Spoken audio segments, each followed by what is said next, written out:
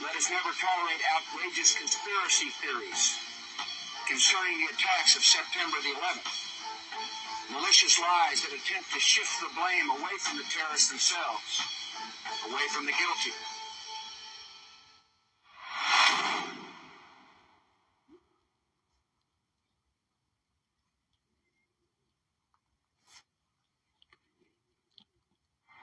World Trade Center Building Number 7. On September 11th, 2001, it was one of the casualties of the terrorist attacks on that horrific day. Building 7's sudden and shocking collapse has been overshadowed by the fate of the Twin Towers. But from an engineering standpoint, it is the greater mystery. We were surprised that Tower 7 collapsed. We being the team that investigated what occurred on that day.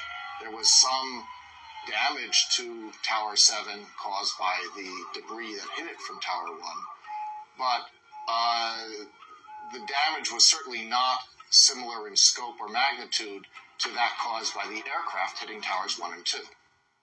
The only positive aspect of this building's demise is that it fell 7 hours after the two main towers. Everyone had been evacuated, and even though the 47-story building collapsed in on itself in under 10 seconds, no one was killed. World Trade Center 7 was completed in 1987. It had approximately 1.8 million square feet, 47 stories, and was roughly 600 feet tall. Each of the floors was approximately 40,000 square feet, which is roughly the size of a football field and equal to the size of the floor plate on each of the towers. The building was a good building. It was soundly designed.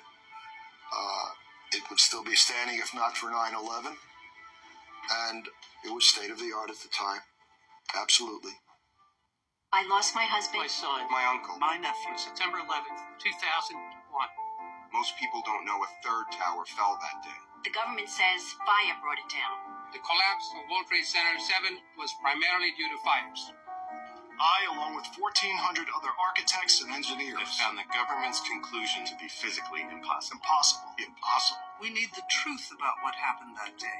Go to rememberbuilding7.org. Why it fell, why it matters, and what you can do. Do you believe that the government had anything to do with the attack of 9/11? Do you believe in a conspiracy in terms of the attack of 9/11? No, but I do believe that it is the first time in history that fire has ever melted steel.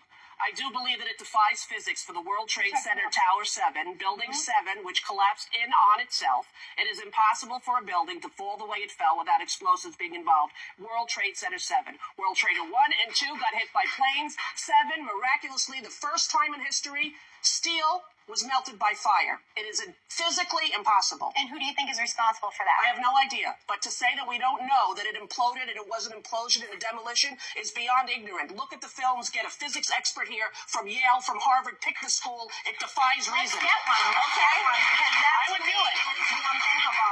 It is the unthinkable. But imagine if somebody could convince you of that, could prove it to you, Elizabeth. Just 7.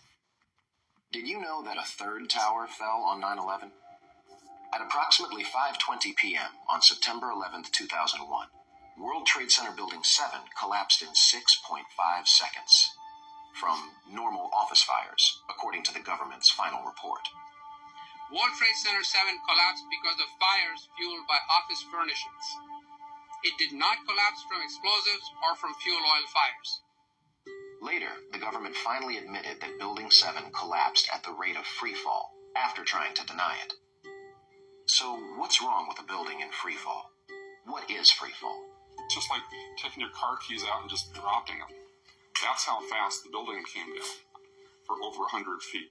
This is high school physics. A building cannot do free fall with 40,000 tons of structural steel in its structural system without it being blown up. It's the only way that a building can accelerate as it collapses is by having pre-engineered, precisely timed, and precisely placed explosives. In other words, controlled demolition.